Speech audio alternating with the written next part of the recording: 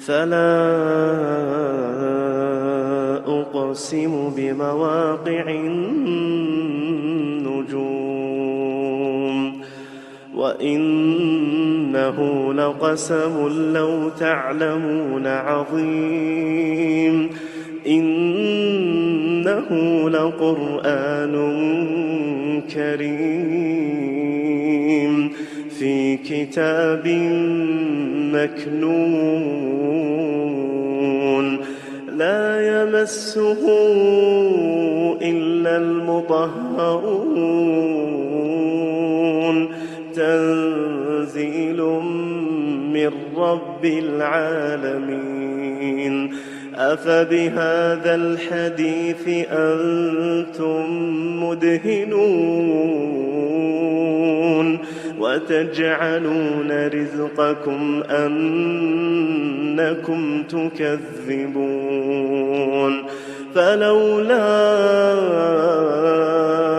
إذا بلغت الحلقوم وأنتم حينئذ تنظرون ونحن أقرب إليه منكم ولكن لا تبصرون فلولا إن كنتم غير مدينين ترجعونها إن كنتم صادقين فأما إن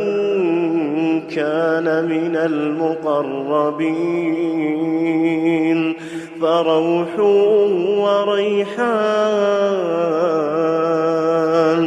فروح وريحان وجنة نعيم وأما إن كان من أصحاب اليمين فسلام لك من أصحاب اليمين وأما إن كان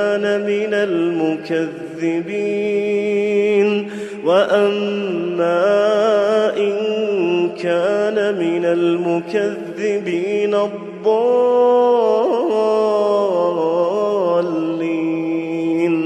فنزل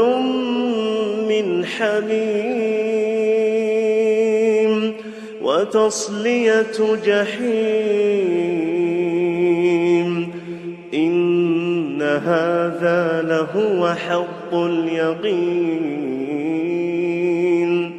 فسبح باسم ربك العظيم